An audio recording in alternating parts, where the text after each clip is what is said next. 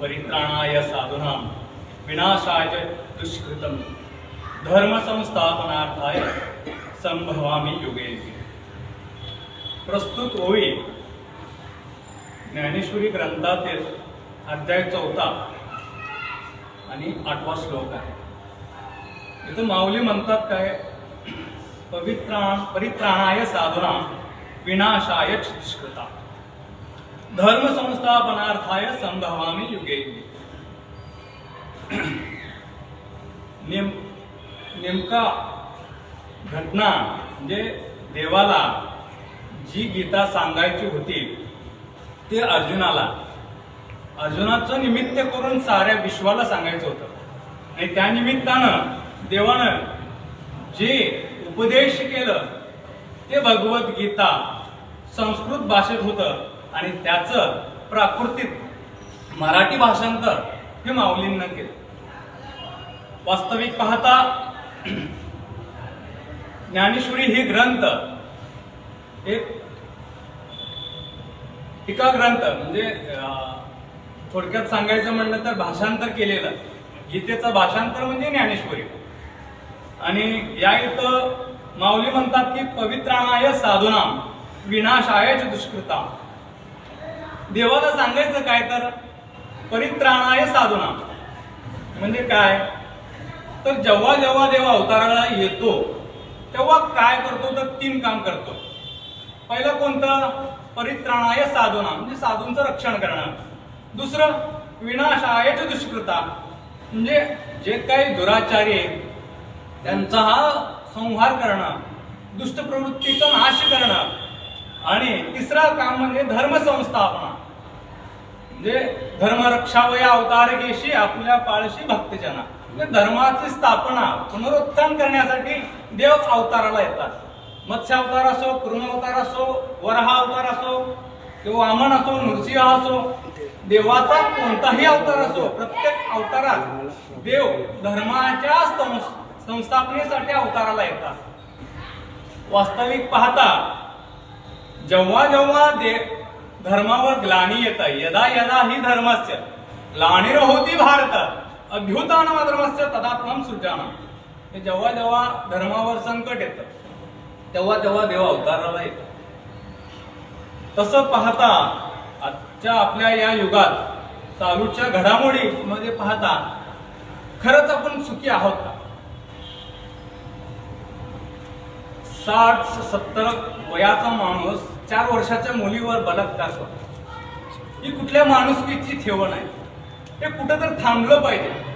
कुठं तर आपण संस्काराची फळी विसरत चाललेलो, कुठं तरी वारकरी संप्रदायाची धुरा विसरत चाललेली आहे। हे कुठं तरी थांबलं पाहिजे। यासाठी करायचं काय तर हे असे काही नामसप्ताह असतात, गोकुळाष्टमी असते, तर आपण खूप भाग्यवान आहोत की भगवंताची जी गीता आहे ते मराठीमध्ये आपल्याला माऊलीने उपलब्ध करून दिलं। नवे नवे त्याहून सोपं अजून तुकाराम महाराजांची गाथा आहे। प्रत्येक गोष्टीला विचार करता आपल्याला प्रत्येक गोष्टीविषयी साधन सामग्री उपलब्ध आहेत, तरी देखील आपण संस्कार शून्य का झालो? कुणालाही कशाबद्दलही कोणत्याही गोष्टीबद्दल जाणीव काय होत नाही। आपणच आपली परिस्थितीला दुर्लक्षित करून आपल्याच पुढच्या पिढीला एका अंधकारमय जीवनात ढकलत चाललो। कुठंतरी थांबलं पाहिजे। आपली ही पिढी सुखानं जर जगायचं असेल, त्याला जर वाटचाल चांगली मिळवायची असेल तर वारकरी संप्रदायाची धुरा सांभाळणं प्रत्येकाला अगत्याचं आहे। आपण फक्त मार्गदर्शन करू शकतो किंवा सांगू शकतो की बाबा भजनाला ये, किंवा उद्धार करून घ्यायचा असेल तर साधूंच्या जी वचनं आहेत त्या वचनांचं अवलंबन अनुग्रह केलं पाहिजे। तसं पाहता आजची पिढी ही व्यसनाधीन होत चाललेली आहे। आपलं काय होतंय, जे मुलं असतात जन्मतात, मोठे होतात, परत ते वडील वारले जातात, त्यांची काय होते दुरावस्था होते। त्या अवस्थेला सारण्यासाठी ते बिगारी कामाला जातात। परत तो पण त्याच मार्गाने, त्याच गतीने, त्याच वळणावर जातो. म्हणजे हे कुठं तर थांबलं पाहिजे का नाही, यासाठी एकमेव मार्ग म्हणजे वारकरी संप्रदाय. आणि हे तारण्यासाठी हे भगवद्गीता, ही ज्ञानेश्वरी आपल्याला उपलब्ध आहे. आणि कुठेही अशी वास्तुशिल्प आपल्या समाजाला म्हणा असले संत कुठेही भेटले नाही. लक्ष्मण महाराजांचा जो उदार विचार होता, ते 28 ठिकाणी मारुती मंदिरांची स्थापना करून, त्या मारुती मंदिराची स्थापना करून, भजनी मंडळाची स्थापना करून इथं वारकरी संप्रदायाचं बीज रुजवण्याचं काम त्यांनी केलं. आणि ते आज तागत टिकत आहे, हे देखील तेवढंच महत्वाचं आहे. प्रमाण त्याचा थोडंफार कमी जास्त असू शकेल, पण आहे, जिवंत आहे, याला अधिक महत्व आहे. आणि हीच गोष्ट पुढे तारणार आहे. आणि भगवंत सांगतात की पवित्राणाय साधूना, म्हणजे जे काय साधू, जे काय संत, म्हणजे जीवाच्या उद्धारासाठी जे काय प्रयत्न केले, तेच टिकवण्यासाठी आणि अवलंब करण्यासाठी आपल्याला ही वारकरी संप्रदायाची धुरा सांभाळली पाहिजे. आणि आता पवित्राणाय साधूनाम, म्हणजे पवित्राणाय साधू म्हणायचं कुणाला? साधू म्हणजे कोण? तर 6 विकारांनी, ज्यांनी 6 विकार छळ, काम, क्रोध, लोभ, मोह, मत्सर, दंभ यांना जो हरवून स्वतःची जी जीवनशैली एक वेगळ्या संपन्नते, सुख समृद्धीच्या मार्गावर नेले, अशा पवित्र आत्म्याला साधू म्हणायचं. आणि पवित्र आत्मा कसं का? पवित्र तो देह वाणी पुण्यवंत, जो वदे अच्युत सर्व काळ. म्हणजे इथं माऊली तुकाराम महाराज काय म्हणतात की एकदा देवाचं नाव घेतलं उद्धार झालं, 2दा घेतलं उद्धार झालं, असं आहे का? नाही. तर सर्व काळ पवित्र तो देह, म्हणजे देवाच्या नामचिंतनाने जर देह पवित्र होत असेल आणि तो सतत घ्यायला काय हरकत आहे? आणि हीच जर धुरा आपल्याला आपल्या भविष्यासाठी, आपल्या पिढीसाठी जर उद्धाराची गोष्ट असेल तर करायला काय हरकत आहे? आपण सांसारिक गोष्टी विचार करता प्रत्येक गोष्ट आपल्या मुलांबाळासाठी, आपल्या पुढल्या पिढीसाठी काय होईल याचा विचार करत जातो. पण अनावधानाने आपल्या हातून काही चुका घडत जातात की एका प्रेमापोटी आपण मुलांच्या हातात मोबाईल देणं, त्यामुळे काय होतं तर अभ्यासाकडे दुर्लक्ष होणं, ह्या काही गोष्टी असतात. त्यामुळे त्या गोष्टीला टाळून जेणेकरून आपले मुलं सुसंस्कृत कसे होतील याकडे जास्त लक्ष देऊन आपल्या धर्माच्या स्थापनेमध्ये, धर्माच्या उद्यापनासाठी प्रयत्न केलं पाहिजे. आणि तेच काम या कुरुक्षेत्रावर देवाने अर्जुनाला सांगत आहेत. काय सांगत आहेत? पवित्राणाय साधूनाम विनाशाय च दुष्कृता, विनाशाय च दुष्कृता धर्म संस्थापनार्थाय संभावामी योगे.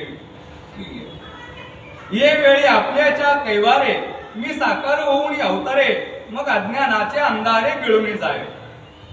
म्हणजे ज्यावेळी एक अंधकारमय वातावरण निर्माण झालं होते, त्यावेळी देव अवताराला येतात आणि जगोद्धाराच्या कल्याणाकरता आपली पूर्ण मनाने धडपड करतात.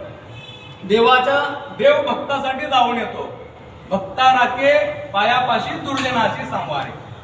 देव भक्ताचं रक्षण करतो. आणि त्या आपल्याला जर देवाचं प्रिय व्हायचं असेल तर नाम, केवळ नाम आणि केवळ नामच आपल्याला तारणार आहे.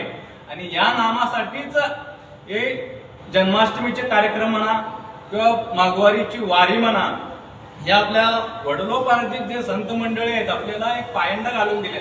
वास्तविक पाहता कुठेच असं मिळत नाही पाहायला की आपल्या समाजात हे 2 जे सण आहेत, माघवारी आणि जन्माष्टमी, हे खूप महत्वाचे आहेत.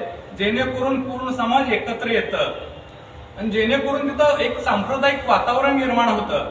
आणि या सांप्रदायिक वातावरणामुळे एक आध्यात्मिकताचे बीजारोपण यामध्ये होऊन जातं. ज्याप्रमाणे शेतकरी एखादा बीज जमिनीमध्ये रुतून ठेवतो आणि झाकून ठेवतो मातीमध्ये, आणि कालांतराने त्याचा एक रोप तयार होतो आणि तोच पुढं मोठं झाड होऊन एक फळ फुलांच्या बहरलेली एक झाड होते, त्याप्रमाणे आपल्या या समाजात माघवारी आणि जन्माष्टमी ही दोन असे कार्य आहेत जे आपल्या जे तरुण मंडळी आहेत, लहान मुलं आहेत, त्यांना यात सहभागी घेऊन त्यांच्या मनात वारकरी संप्रदायाविषयी बीज रुजवायचं, जे काही पायंडा आपल्या संत मंडळांनी घातलंय त्याला शतशः नमन असो. आणि ही जी धुरा सांभाळताना अनेकांनी अनेक योगदान दिले आणि त्या योगदानाचा जो ताकद म्हणा किंवा सहकार्य म्हणा जे भगवंत देतो त्या भगवंताला शतशः नमन. कारण आपण काबाड कष्ट करतो, दिवसभर कष्ट करून संध्याकाळी आपण घरी झोपलं की असं निद्रावस्थेत जाऊ शकतो, इतकं कष्ट आपलं असतं. आणि त्या कष्टात भजनाला वेळ देणं आणि भजनातून परमार्थात सांसारिक दृष्टिकोनातून बाहेर सारून पारमार्थिक दृष्टिकोनात यायचं खूप अवघड आहे. तरी देखील आपल्या समाजात 100 वर्षापासून आज तागत ही गोष्ट चालू आहे, ही अभिमानास्पद गोष्ट आहे. आणि या सप्त्यानिमित्त मला हजेरी प्रवचन या निमित्तानं ही सेवा मिळाली, त्याबद्दल मी शतशः त्या भगवंताची ऋणी आहे. आणि वास्तविक पाहता जन्माष्टमी तसंच ज्ञानाष्टमी ही दोन्ही या कार्यक्रमाच्या रूपात आपल्याला साजरी करायची आहे. महाविष्णूचा अवतार सखा माझा ज्ञानेश्वर, जसं महाविष्णूचा अवतार म्हणजे श्रीकृष्णाचा भगवंताचा अवतार ज्याप्रमाणे जन्माष्टमीला झाला, त्याचप्रमाणे ज्ञानेश्वर महाराजांचा देखील जन्माष्टमीलाच जन्म झालाय. त्यामुळं आपल्या इथं या सप्ताह चालू असताना माऊलींची प्रतिमा ठेवली जाते आणि हीच आपल्या संतांची पूजनाची एक धुरा आहे. आणि एवढं बोलून मी माझ्या वाणीला